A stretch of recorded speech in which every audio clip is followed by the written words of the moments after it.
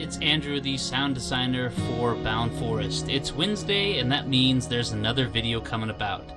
So today we're going to take a look here at a bunch of the sound effects and game design elements and how they all intertwine, as well as some compositions here. Let's get started. So the first thing we're going to look at here is a scene in the game that I've composed and designed for. The boy is going to be chopping down a tree. As you guys know, chopping down trees is an important part of living in a forest. Wood is an essential resource in real life just as much as in the game. So let's go ahead and take a look at this scene here, and then we'll kind of break it down how it all works.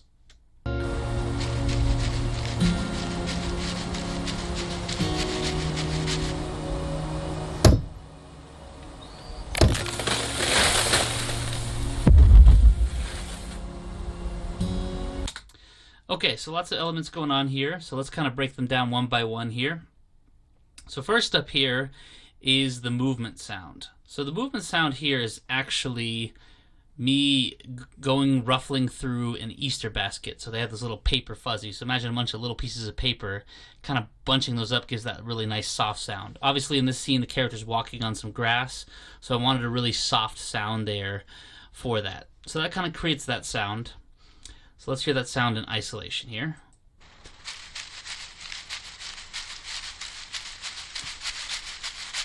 Now when you hear that sound in isolation, you start to kind of like, once you hear it's an Easter basket, you know it's an Easter basket. But once you have the background music, the gameplay going, you'll notice that it creates a nice little ambience for footsteps for that.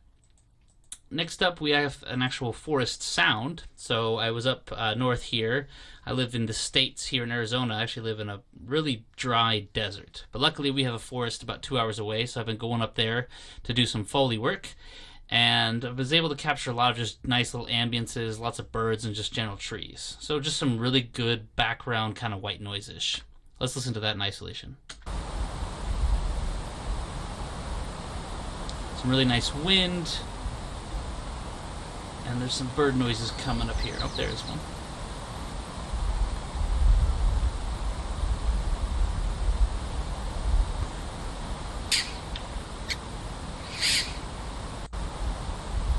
That bird guy was a little angry. Sorry, guy.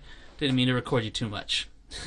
So, that's the two kind of background. That's the background effect and the walking. Let's get to the fun stuff. Let's get to the chopping. So, I'm trying to keep the game as much as possible with real sound effects from real things. And luckily at the cabin I was at, we actually had an axe and we had some wood. So just actually using my mobile phone, I was able to record myself chopping some wood. And then later on I was able to kind of pitch that down, add a little reverb. So we got a nice little first chop sound. So let's play that one back. It's a really solid, just nice hit. I got the microphone really close up to that. The second hit, though, I wanted to create a nice little splitting sound, right? So the second hit I added in kind of like I was breaking apart little pieces of wood, and when you combine that with the axe hit, and of course with the little pieces of wood, I really added a ton of different effects to them, like reverb. Actually added a distortion pedal to make it just really like grind. So just imagine that with wood breaking, you have literally a guitar distortion pedal. So let's hear that with the final chop. So that way, you know, the player's going to chop a few times, but that final chop will always be really satisfying.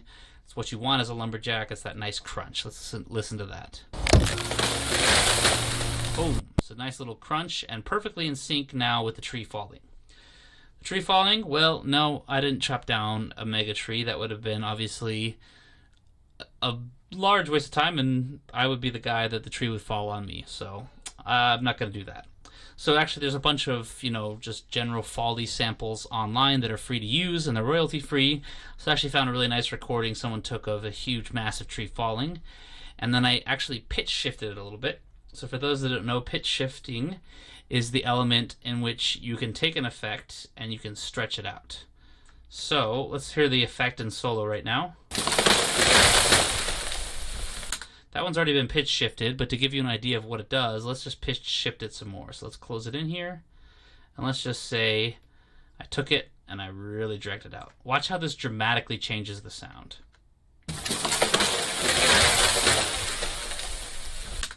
Right? So pitch shifting is one of the most important tools. Literally, if you are a sound designer, you need to experiment with every single sound you work on. It can work magic. A lot of times it can be too much. Sometimes it can be just right. You can also pitch shift in the other direction. So let's say I needed this to be a lot shorter. Pitch shift in. Nice. That might, be based on the animation, especially how I work is I'm getting the animations and then I'm going to design to them.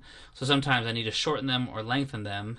And that in combination with reverbs and other effects make for incredible sound design. Let's get to the fun part, the impact. Let's listen to that in solo. Nice. Now how did I get that sound? Well, I have a very good friend here. This is our friend.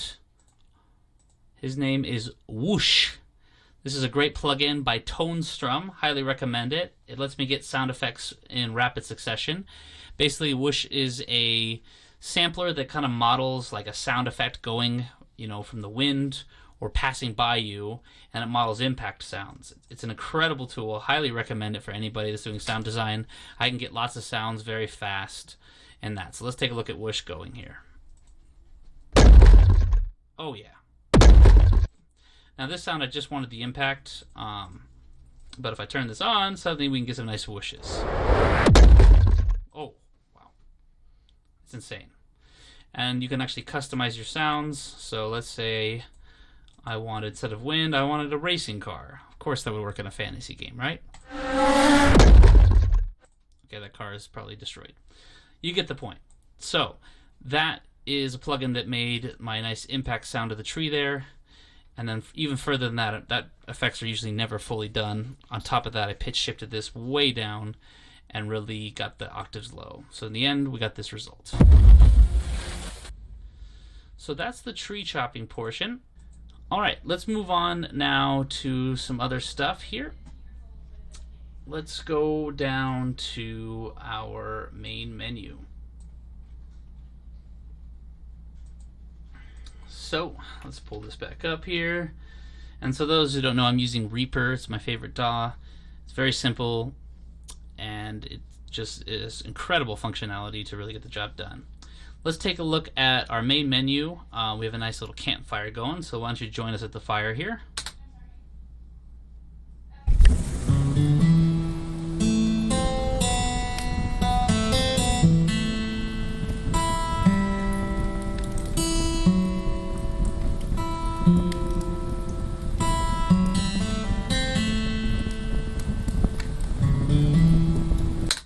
So, nice little just background fire. That's actually whoosh again, kind of getting a nice whoosh. I wanted to give like the fire kind of starting right up.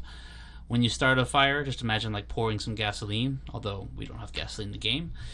Just imagine some nice sound just to really get that extra kind of like, wow, started a fire. That's sometimes in game design, it's a balancing act. We want realism, but we also want to overdo it sometimes, right? When you start a fire, it doesn't usually sound that intense the second you start it. But if we did everything too real in a game, the games wouldn't really pop and give you that feeling, right? So as a composer, it's always a balance of how do I make sure that the game is communicating the elements that you need as a player, but it's also not overdoing it to the point where it's fake. Now, if this sounded like, an airplane just blew up, which was I could easily do, that's not going to get the point across, right? All right, so now let's talk about some of the soundtracks in the game. And I could definitely, spend hours showing you guys all the various plugins, the different instruments. But in this day and age, it's pretty, you can find thousands and thousands of videos of different plugins to use and different virtual instruments. So I wanted to talk more about the stylistic choices of the game and how I really approach the compositions for that. So what was really good about this game is when I started working on Bound Forest, I was given some really good reference tracks to certain games that really kind of helped me early on decide the different instruments that would kind of take place here for that. So, designing any game soundtrack, you really got to think about the instruments you're going to use first. That really will kind of set your palette up. And then think about the general emotions in the different areas for the game. So definitely, you want to go in that order. It really helps get everything set in stone. I find that, if you have don't set those limits early on. You'll end up using 500 different instruments, and that can be really cool, but in the end, it's not going to be as focused as you want to be. So for this game, we're definitely going for a few different emotions. We're going for some action, some exploration, some darkness, and just some general kind of moody, reflective music about this boy being in a forest for that. So I wanted to play you a few songs here just so you can get a sense of what is going on in the songs and the approach. To tell you guys about the instruments we're using, we're mainly using orchestral instruments, and the main focus is actually an acoustic guitar. We really love the guitar sounds. It really provides a good soundscape, and it's just such a iconic instrument that really, can hold a lot of weight on its own. I'm also a guitarist myself, so it works out. So let's hear this first song here. This is an action song. Let's get through just a bit of it in the interest of time.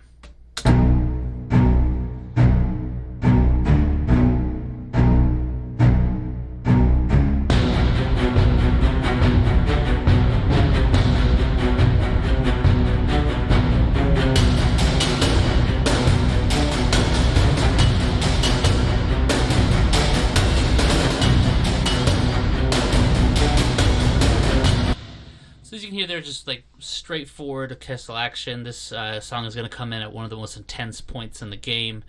And notice how the drums are just pounding. We really want that, old school fantasy warfare where they have the drummers, really set the tone of the army. You won't have an army, unfortunately, but those drums will really set the pace for the action. So we go all the way from that kind of an emotion to, other songs. For example, this song is when you're kind of exploring the forest. And notice the difference in tonality and how suddenly it's a lot more open, it's ambient, and it's got this little, I don't want to say happier vibe, but just a little more jumpy vibe. Let's take a look.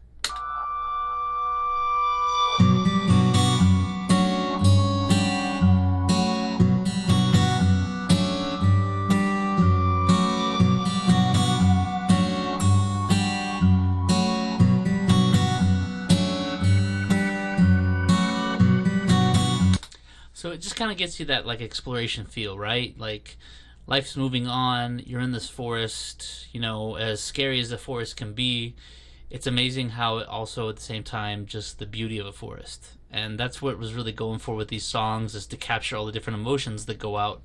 If you were in a forest, the beauty and the danger is the perfect combination. Let's look at another song that definitely will pop up at a certain moment. There's definitely, as a sound designer, you definitely need some trigger points where, or they call them usually cues. There's definitely specific cues that happen at the right time to really spark an emotion, and you can definitely tell that with this song.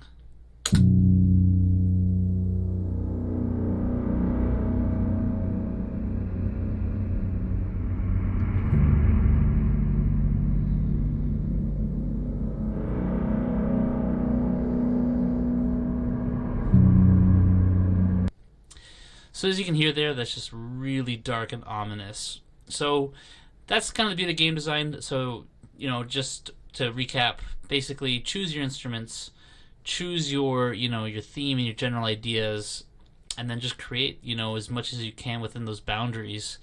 And you'll be surprised at how just setting, acoustic guitar and orchestral can suddenly get you an entire game's soundtrack. And just really focus on the emotions. What's the character doing?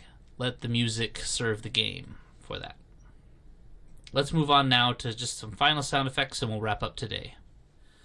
Alright, so let's get to our final sound effect. I wanted to leave you guys with a sweet note. Let's take a look at creating a wolf sound effect. So let's play the effect first, then we'll break it down. Alright, pretty cool. So this effect is actually my own dog, who gets very upset at me when we don't play.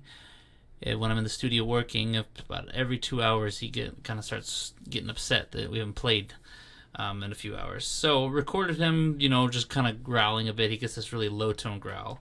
Let me tell you, he sounds nothing like that because I've obviously put a ton of effects on it. But let's break down the sounds here. So this is actually the original sound right here of him. It's going to sound a little bit lower because of a rate thing I'm going to talk about, but let's listen to that. So that's pretty much him, just a tiny bit lower. So I kept his original sound, but then a very common thing in sound design is to duplicate the sound. So we have his same sound effect here, but you're going to notice it's different. A lot lower and growlier. And so combining those two sounds together really can beef up the sound. Now let's look at what's going on here. So I talked about earlier about pitch shifting and stuff. That was actually more dragging the audio. There's actually pitch shifter plugins that will just totally take a signal down. So we've got him down a few levels of pitch, 4 notes down. So this pitch shifter works in that. Now pitch shifters are amazing. They're absolutely essential. There's tons of different plugins. Doesn't matter which one you use. They mainly do the same thing. So pitch shifters let me take noises and completely change them into different tones. So for example, we can make this thing even lower. Oops, let's get that soloed. So if this wolf, we wanted to be like an orc or some like huge demon, then we would take him down all the way. This is down 2 octaves. Now on the flip side, let's say in the game we have an army of, ferocious squirrels that are rabid. Suddenly, we can go up 2 octaves and listen to this. Oh my goodness, I gotta play that again. Do not get attacked by rabid squirrels. Your life, that would be a miserable death. So we'll go back down to the nice 4 here for that. So we've got our 2 bass sounds, but that still just wasn't enough in my book. You just want to keep coloring the sounds.